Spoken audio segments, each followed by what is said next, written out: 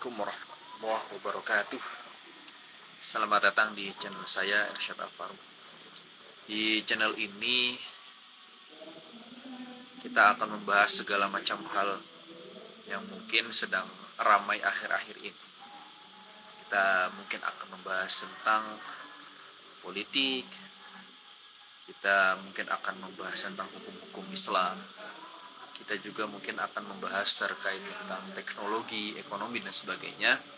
Tapi dalam perspektif saya pribadi yang selama ini sudah puluhan tahun mempelajari kitab-kitab fikih, mempelajari kitab-kitab tafsir dan sebagainya,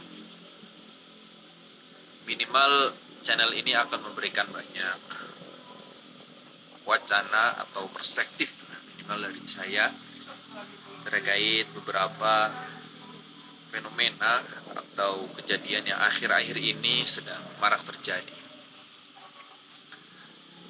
Baik, pada kesempatan kali ini saya ingin sharing, mengobrol dengan teman-teman semuanya terkait satu hal menarik yang mungkin menjadi kontroversi tersendiri. Dan mungkin nanti judul dari video ini akan sedikit kontroversi ya, karena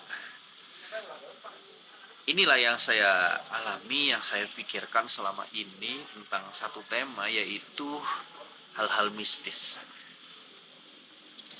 Baik, saya ingin memulai dari kenapa saya membahas ini.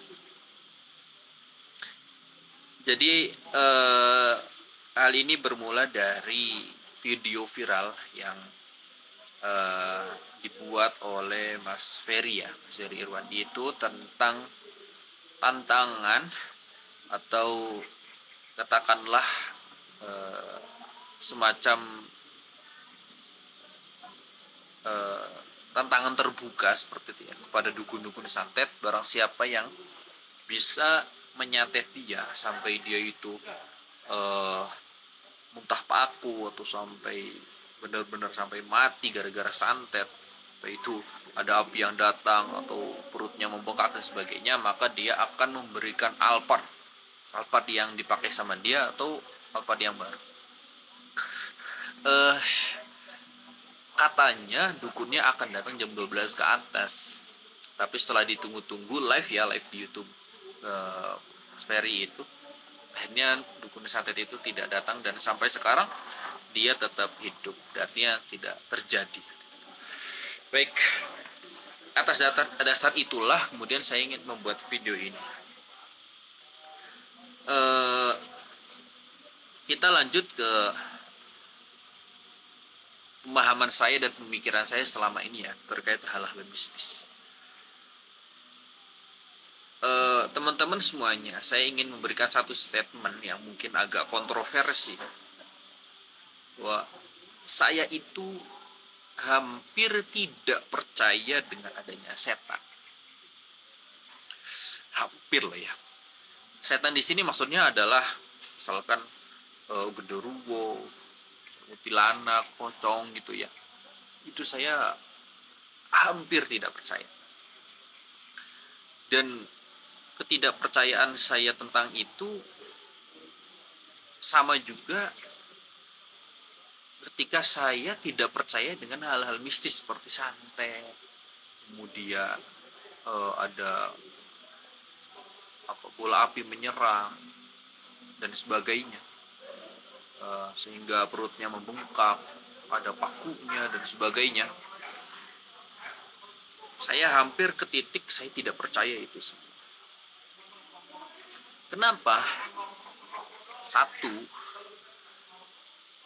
karena saya berpikir bahwa hal tersebut itu tidak ada karena saya tidak pernah mengalaminya. Ya, alasan pertamanya. Bisa jadi Mas Ferry juga seperti itu. Jadi dia tidak percaya ya karena dia tidak mengalaminya. Karena rumus logikanya secara logika orang secara umum aja lah ya, tentang pengetahuan atau kepercayaan, bahwa kepercayaan itu akan muncul di hati seseorang atau pengetahuan itu ya dari apa yang dia rasakan secara indrawi. Kalau secara indrawi dia tidak mengalami itu, maka ya besar kemungkinan dia tidak akan percaya tentang hal tersebut. Nah, itulah yang kemudian saya juga pernah di titik itu ya, atau hampir di titik itu, tidak mempercayai itu semua. Tapi kemudian ada satu hal yang membuat saya itu memikirkan kembali ya, tentang ketidakpercayaan saya itu. Apa yang membuat saya akhirnya kembali lagi dan membuat saya itu kembali percaya. Yang pertama adalah bahwa sebagai seorang muslim, sebagai orang yang mukmin, tentunya saya juga dari kecil mendapatkan doktrin-doktrin agama, baik itu dari Al-Quran atau hadis ataupun kitab-kitab para ulama ya, tafsir, kemudian syarah hadis, kitab-kitab yang dikarang ulama tentang riwayat-riwayat ghaib misalkan, itu banyak mencantumkan sesuatu yang memang ghaib. Contoh ya, sebagai orang muslim kita sudah barang tentu percaya dengan Al-Quran dan hadis, karena dua dokumen itu adalah dua dokumen yang memang harus kita pegang. Sebagai orang muslim ya harus berpegang teguh terhadap Al-Quran dan hadis. Kalau tidak percaya terhadap isi Al-Quran dan hadis, otomatis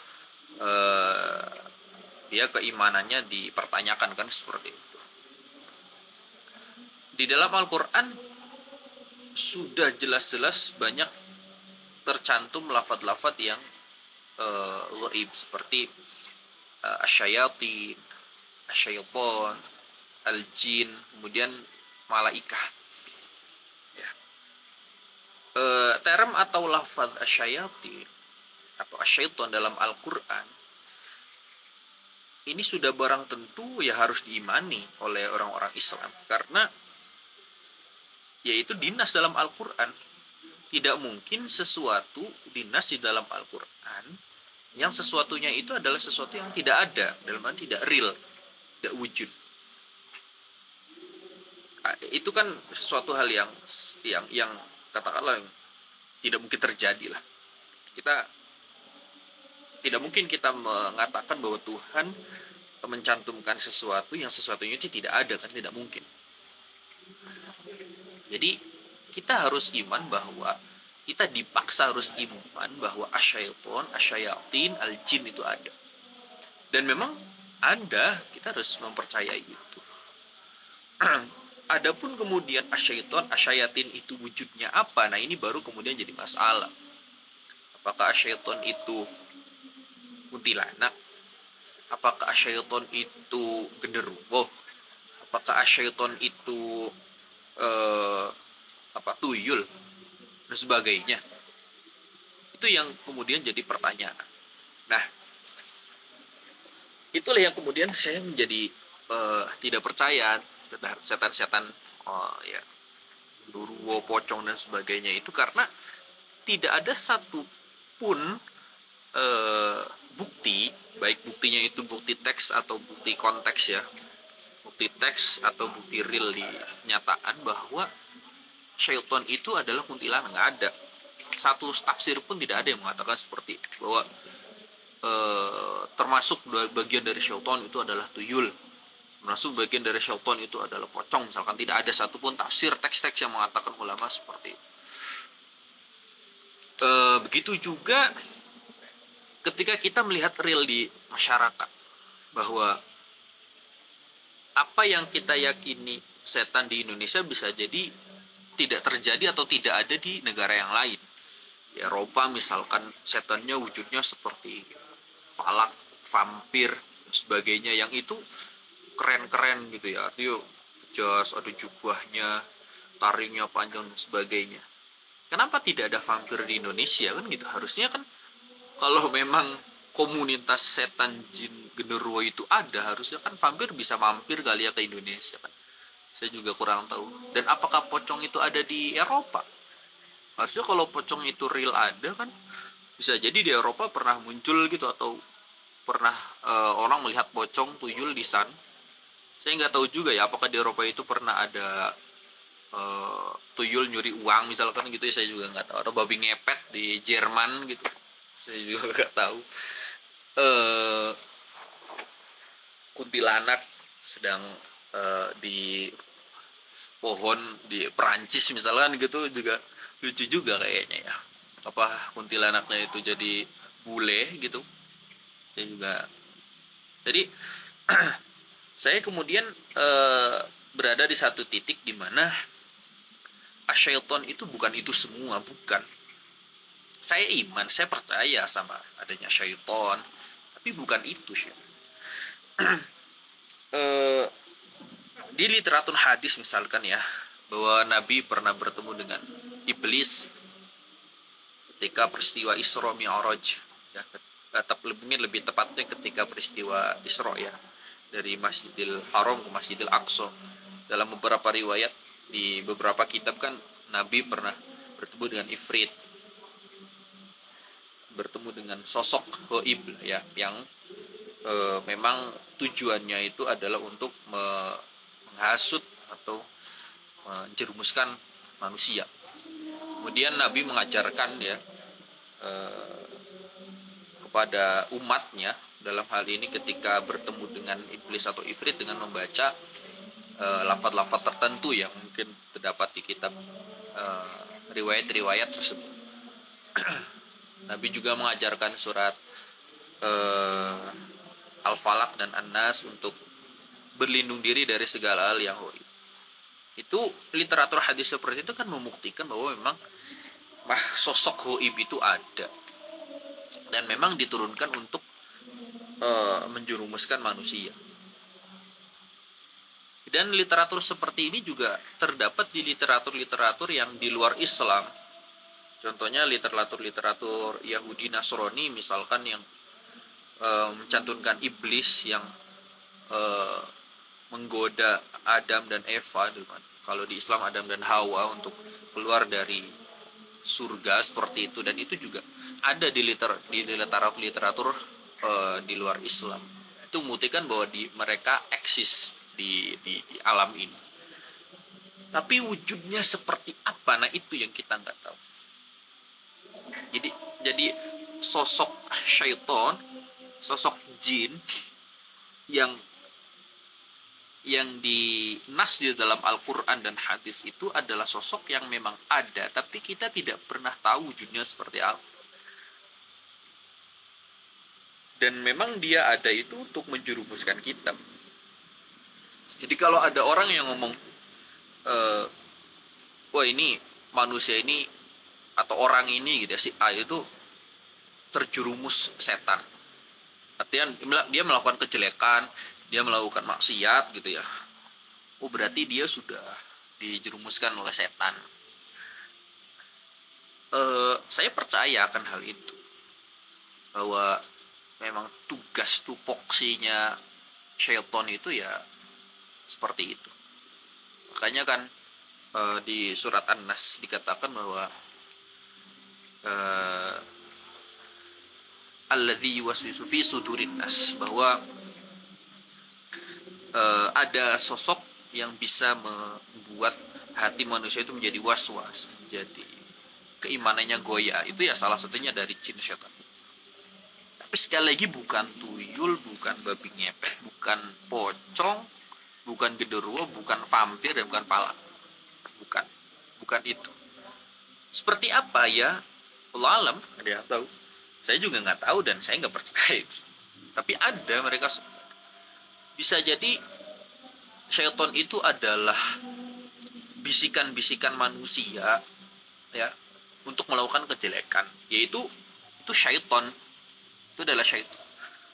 Makanya tafsir syaiton juga mungkin akan menjadi luas dan berkembang ya. Bisa jadi syaiton itu ya teman kita yang mengajak ke kejelekan, untuk membunuh orang, untuk merampok, merugikan orang lain, itu syaiton. tanpa kita sadari itu adalah syaitan. Di syaitan itu adalah sosok yang abstrak yang memang membuat manusia itu menjadi mengarah ke kejelekan. Itu. Satu hal lagi yang membuat saya percaya kemudian akan hal-hal abstrak atau yang supranatural itu adalah di surat Al-Baqarah yang di awal itu. Di situ sudah dikatakan bahwa orang-orang yang bertakwa itu didefinisikan sebagai alladzina yu'minuna bil ghaibi. Di awalnya dijelaskan alif lam mim dzalikal kitabu la raiba fihi huddal lil muttaqin alladzina yu'minuna bil ghaibi.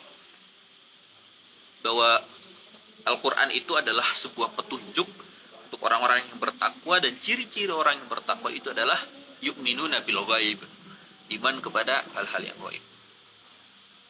Nah, kemudian kita menafsiri hal-hal gaib itu apa sebenarnya? Apakah hal gaib itu babi ngepet? Apakah hal gaib itu pocong, kuntilanak? Ini tafsirnya juga akan menjadi banyak ya, beberapa versi mufasir ya tentang al gaib di situ. Sebagian mufasir mengatakan bahwa Allah, malaikat itu bukan gaib karena wujud. Allah itu wujud, bukan gaib. Kita tidak bisa mengatakan Allah itu gaib karena Allah itu salah satu sifatnya adalah wujud, ada, tapi memang tidak terlihat sama kita. Hanya sebagian mufasir lain mengatakan bahwa Allah itu ya termasuk dari alladzina yu'minuna bil ghaibi. Allah itu wujud, tapi gaib itu tidak terlihat, tidak nampak oleh mata kita. Nah, itu timbul perbedaan kan antara beberapa ulama mufasir terkait gaib itu seperti apa. Malaikat, hari akhir itu kan sesuatu yang gaib. Tapi kita harus percaya bahwa nanti ada hari kiamat. Karena hari kiamat itu ya belum nampak. Kita belum pernah melihatnya. Malaikat juga kita tidak pernah melihatnya. Nah, bisa jadi di dalamnya termasuk ada jin yang kita tidak bisa melihat. Jadi kita harus mengimani itu. Dan iman itu kan doktrin. Ketika kepercayaan dibenturkan dengan pengetahuan, kita kembali kepada pertemuan atau pertengkaran dalam tanda kutip ya antara agama dan sains atau filsafat. Jadi kalau sains kan atas dasar indrawi, tapi kalau agama atas dasar doktrin. Agama itu berupa dokumen, kalau sains itu berupa realita atau katakanlah uji. Saya tidak ahli sains, tapi ya ketika sains itu ya harus ada pengujian gitu, baru bahwa sesuatu itu adalah eksis. Kalau untuk menguji adanya ruh, menguji adanya jin, menguji adanya malaikat, itu kan tidak bisa diterima oleh orang-orang sains, tapi doktrin agama mengatakan itu. Nah, kembali lagi ke kepercayaan itu semua ya, santet apa segala macam itu ya bukan santet ya, apa jin, setan, malaikat itu ya ada, eksis, itu makhluk Tuhan yang memang diciptakan oleh Tuhan. Tapi wujudnya seperti apa, kok saya tidak percaya bahwa wujudnya itu adalah vampir. Vampir itu saya nggak yakin dia ada. Dia itu cuma dongeng aja, dongeng. Ada bayangan putih apa gitu, dongeng. Ya, bagi teman-teman yang sudah pernah melihat gitu, bagi teman-teman yang sudah melihat ya mungkin bisa cerita, nanti sharing di komen gitu ya, bagaimana sih bentuk asli. Dan video-video yang beredar juga ketika saya melihat itu ya yakin gak yakin, percaya gak percaya, karena ya itu tadi, bukan itu kayaknya syaitan, itu jin itu. Bahkan kalau kita lihat di beberapa kitab ya, literatur kitab, jin itu bisa berubah ke bentuk yang lain ya, berubah wujud ya. bisa berubah hewan atau manusia. Ya, ya kembali lagi ketika saya nggak tahu, belum pernah melihat dan apa benar itu jin atau bukan, ya saya nggak bisa mengklaim bahwa itu adalah jin itu. Jadi lagi-lagi saya sepakat dengan Mas Ferry bahwa itu nggak ada. Tapi ya tidak murni nggak ada sosok astral itu ada. Yang kedua terkait ke apa ya, ketidakpercayaan saya dalam tanda kutip hampir tidak percaya dengan adanya santet, laguna-guna, teluh dan sebagainya. Mas Ferry contohnya itu kan pernah membuktikan atau membuat YouTube untuk membuktikan itu semua. Kalau saya sih nggak berani. Saya nggak berani, belum berani lah ya untuk mencoba hal-hal seperti itu. Karena subscribe-nya belum banyak. Kalau subscribernya banyak ya sudah ratusan ribu yang mungkin saya akan seperti itu. Tapi kan baru channel-channel awal seperti ini ya. Tapi kenapa saya di titik hampir tidak percaya akan itu semua? Karena ya itu tadi kembali kepada satu hal bahwa saya tidak pernah mengalami atau bahkan sampai yakin 100% bahwa itu adalah tet, ya, luh, sebagainya. Tapi kemudian saya dihadapkan kepada satu doktrin lagi-lagi ya, teks keagamaan, bahwa itu tuh kayaknya ada. Apa teksnya? Bunyinya di Al-Quran misalkan ada sihir. Dan sihir itu kan ada jauh sebelum Nabi Muhammad itu ada. Bahkan di zaman Nabi Musa itu sudah ada sihir. Sehingga mukjizatnya Nabi Musa itu bisa melawan orang-orang sihir pada zamannya. Ketika tongkatnya bisa berubah menjadi ular besar dan memakan semua ular yang keluarkan oleh orang sihir pada saat itu. Berarti bahwa sihir itu ada. Baik secara teks keagamaan atau dari teks-teks sejarah. Kalau saya sedikit membaca di beberapa kitab ya, kitab-kitab tauhid, apa itu sihir? Ya, sihir itu ya sama, sesuatu yang di luar adat. Ya, khariqul adat. Artinya nampak mata itu dia tidak biasa. Tongkat nampaknya ular seperti itu ya, sihir lah, jadi menipu mata manusia. Caranya seperti apa saya juga nggak tahu ya, tapi ada. Apa bedanya dengan mukjizat? Kalau mukjizat itu sama, sesuatu yang di luar kebiasaan manusia, tapi itu adalah sebagai bukti kenabian. Bukti kenabian dan tugas atau fungsi dari mukjizat itu adalah untuk melemahkan musuh. Melemahkan musuh itu dalam artian untuk membuktikan bahwa sosok nabi ini adalah sosok yang benar-benar diutus oleh Allah dan mendapatkan mukjizat sehingga musuh-musuh itu bisa iman terhadap sosok nabi tersebut.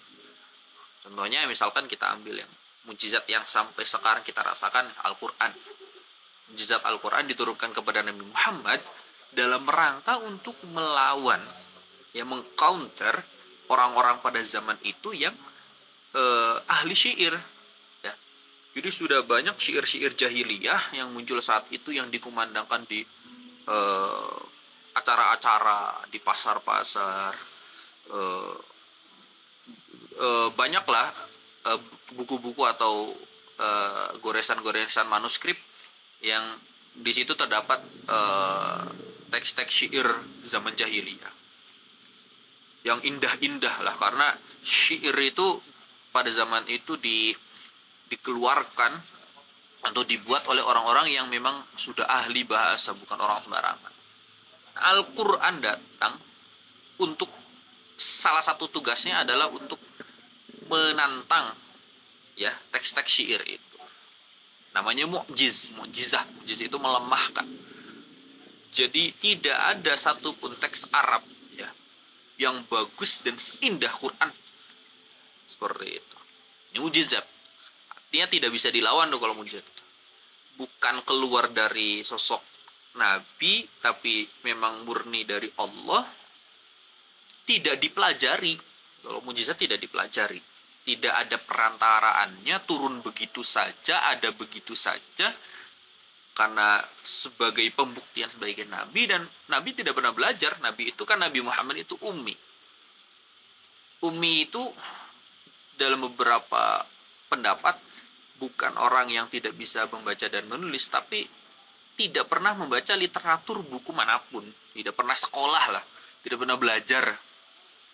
Nabi Muhammad belajar ke sekolah, terus baca-baca buku sejarah, kitab-kitab, itu tidak. Nabi Muhammad tidak seperti itu. Artinya untuk membuktikan bahwa Al-Quran itu bukan karyanya Nabi, karena Nabi nggak pernah terfikirkan untuk membuat itu.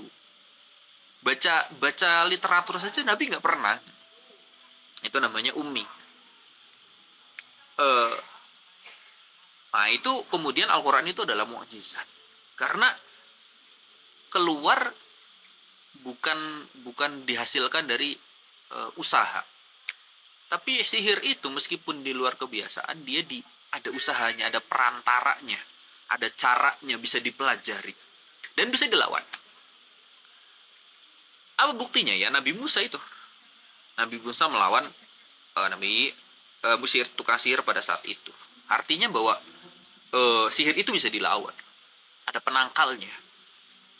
Nabi Muhammad bertemu dengan jin Ifrit, Nabi melawan dengan lafaz-lafaz tertentu yang memang wahyu dari Allah, lawan.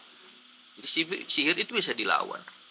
Nah, caranya seperti apa, bagaimana apa perantaraannya, apa alatnya, apa, nah itu yang kemudian kita tidak tahu. Nah, pertanyaan kemudian, apakah susuk itu sihir? Apakah santet itu sihir? Apakah teluh itu sihir? Nah, ini belum ada buktinya. Apakah itu beneran sihir atau bukan? Bisa jadi iya dong, bisa jadi iya. Bisa jadi iya, bisa jadi enggak. Karena ya harus dibuktikan. Kalau belum terbukti, ya kita nggak bisa mengetahui bahwa itu adalah sihir. Dan sihir itu kayaknya sampai hari kiamat juga kayaknya tetap ada. Contoh dekat ya, misalkan ada katanya dukun yang bisa membuat dagangan atau toko itu menjadi tidak laris ya. Jadi ada juga berkembang di masyarakat bahwa toko ini kok nggak laris karena tanahnya nggak bagus. Tanahnya dulu tanah panas, tanah kuburan, terus memang kuat sihirnya dan sebagainya. Ini juga termasuk apa ya, hal yang hampir saya tidak percaya. Saya selalu berpikir bahwa ketika ada toko tidak laris, ya bukan karena tanahnya panas, bukan karena kena sihir, ya karena memang lokasinya tidak strategis misalnya, atau manajemen pemasarannya tidak bagus, atau memang produknya nggak enak, produknya nggak bagus, sesimpel itu gitu. Bisa jadi ada kesalahan di manajemen atau marketingnya misalkan gitu ya, bukan murni gara-gara itu, tapi masyarakat percaya. Apakah itu sihir? Allah alam. Terlebih saya termasuk orang yang dekat dengan kiai-kiai, bahkan keluarga saya pun ada yang memang ahli hikmah lah. Paman saya, dari pihak bapak, dari pihak ibu juga banyak yang konsentrasinya ke situ. Ahli hikmah lah, ada yang ngomong ahli hikmah, ada yang ngomong kiai, ada yang ngomong orang pinter, ini istilahnya beda-beda. Saya bertemu langsung dan mendapatkan penjelasan langsung dari beliau-beliau bahwa ini sihir. Ini adalah sihir. Jadi di luar kebiasaan, dan itu ada yang membuatnya itu ada. karena saya tidak tahu ya akhirnya saya kan iya aja, oh itu sihir, terus ada penangkalnya ya ada jelas ini baca ini dan sebagainya, supaya eh, sekolahnya aman baca ini, pondoknya aman baca ini, tokonya laris baca ini dan sebagainya dan sebagainya. Jadi itu dikasih. Saya mau nggak percaya, gimana percaya gimana gitu. Karena beliau alim, karena bukan saya bagiannya, bukan bagian saya itu. Bisa jadi kalau saya yang baca nggak ampuh gitu, harus orang tertentu yang membacanya gitu. Bisa jadi orang yang sudah dekat dengan Allah, ibadahnya bagus, jadi ketika berdoa kepada Allah dengan doa-doa yang memang sudah ditentukan, yang sudah ada riwayatnya, doanya itu dikabulkan sama Allah, akhirnya Tuhanlah yang eh, bergerak di mekanisme itu, yang tadinya itu kena sihir jadi sembuh dan sebagainya. Jadi literatur agama tentang sihir itu yang kemudian menjadi saya itu tidak jadi ke titik tidak percaya. Nah ini Mas Ferry ini mungkin bisa eh, membacanya dari sudut pandang itu. Nah Mas Ferry juga kan mengaku Muhammadiyah dan Muslim yang taat, Insya Allah. Jadi hal itu menarik ya. Saya juga hampir di titik tidak percaya itu semua. Ada sisi-sisi tadi yang saya tidak percaya, tapi ada sisi-sisi yang kemudian saya percaya. Gitu. Adapun kemudian nanti disangkut pautkan dengan psikologi atau kekuatan otak gitu ya, power brain atau apa istilahnya itu, ya ya mungkin iya, karena ada juga yang ngomong kalau sihir itu sudah nyampe ke orang dan orangnya itu tidak positif ya, akalnya, pikirannya, itu sihirnya akan semakin jadi. Penyakit kalau sudah nyampe ke tubuh dan kitanya secara psikologis itu buruk, ya pikirannya lagi jelek, lagi ngedrop, hatinya tidak baik, maka penyakit itu kan semakin menyebar. Jadi itu kan power brain ya. Psikologi itu berpengaruh di hal itu. Dan ya saya percaya itu. Karena gini, eh, hati yang tenang, pikiran yang tenang itu bisa menyelamatkan kita. Ini sudah dinas loh dalam Al-Qur'an. Ala bidzikrillahi tatmainul qulub, bahwa ingat kepada Allah. Zikrillah itu saya memaknai dengan kita itu mengingat atas sesuatu yang memang uh, zat yang luar biasa yang mengontrol kita, yang membuat segalanya, bisa mengabulkan doa-doa kita. Kita selalu ingat. Dan itulah yang membuat hati kita tenang. Jadi menyerahkan diri kepada Sang Pencipta, mendekatkan diri kepada Sang Pencipta, membuat hati kita tenang. Itulah yang kemudian menjadi syifa, obat. Makanya Al-Quran itu adalah obat terbaik, karena dengan Al-Quran, dengan ibadah, puasa dan sebagainya, otak, hati kita, mind, brain, heart gitu ya, itu menjadi tenang. Dan itulah yang akhirnya membuat kotoran-kotoran di tubuh kita itu menjadi hilang, darah semakin lancar, itu ya kotoran-kotoran terbuang, mindsetnya akan terbentuk dengan baik, psikologinya baik dan sebagainya. Saya percaya itu. Ada betulnya atau tidak ya? Ya ada betulnya mungkin. Karena ketika orangnya sudah sakit, psikologinya ngedrop, terus dia ya banyak masalah, terlilit hutang, ya selesai itu. Malam hidupnya nambah drop, sakit. Jadi kesimpulan pembicaraan kita kali ini bahwa hal-hal mistis itu perlu dibuktikan. Dalam artian begini, tidak semua hal-hal yang dianggap goib mistis itu adalah benar adanya. Saya sepakat dengan eh, kesimpulan obrolan Ferry dengan di podcastnya Om Deddy itu, bahwa banyak terjadi di masyarakat yang menganggap itu adalah hal mistis, padahal itu bukan. Sehingga masyarakat atau dalam hal ini umat Islam itu terjerumus kepada sesuatu yang goib, mistis. Padahal itu mindset kita aja, itu pikiran kita aja yang jelek. Eh, apa dulu ada batu ponari yang sebenarnya biasa aja, terlalu dilebih-lebihkan, ada sosok yang kuat, sakti dan sebagainya. Tidak ada sosok sakti, tidak ada. Kalau ada kiai alim bisa doa ya karena kedekatan beliau dengan Allah, bukan sakti.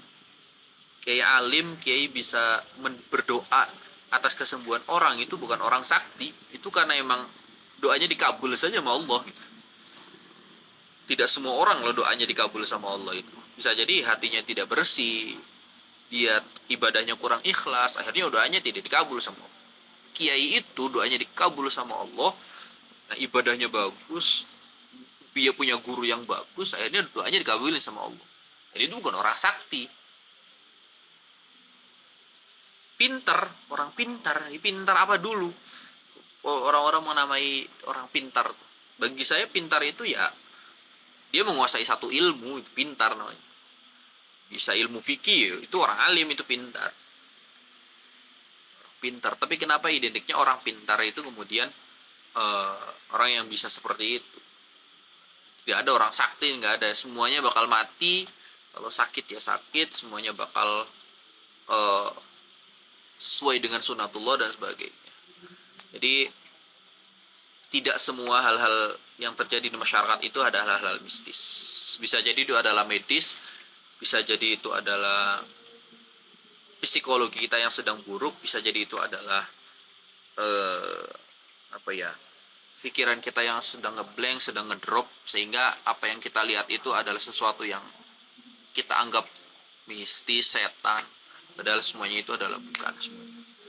Jadi kalau kita terus positif, kita itu terus mendekatkan diri kepada Tuhan, kita melakukan hal-hal yang positif, berpikiran positif, mengerjakan hal-hal yang baik, insya Allah sekitar kita juga akan menjadi baik. Ketika kita menyebarkan rahmat kepada umat manusia, kepada alam, maka alam pun, sosok-sosok di sekitar kita pun akan menjadi baik kepada kita. Tapi kalau kita pikirannya sudah negatif, bahkan melakukan hal yang jelek, ngedrop, suudzon, jelek, maka sekitar kita juga akan suudzon pada kita. Jadi dia mulai dari diri kitanya seperti apa. Bukan berarti saya tidak percaya setan, saya percaya sosok makhluk Allah itu. Tapi ya kita jangan berlebihan untuk seperti apa ya, fokus kepada diri kita aja, kita menjadi sosok yang baik sehingga di sekitar kita menjadi baik dan sebagainya. Saya kira seperti itu ya untuk obrolan kita di channel ini. Sebagai dukungan dari teman-teman semuanya, silahkan bisa subscribe channel yang baru ini, baru lahir. Silahkan like, silahkan share dan ke teman-teman ke semuanya, dan bantu untuk subscribe agar channel ini bisa semakin berkembang, bisa semakin memberikan sharing-sharing informasi yang menarik lah. Tunggu video saya selanjutnya. Terima kasih. Assalamualaikum warahmatullahi wabarakatuh.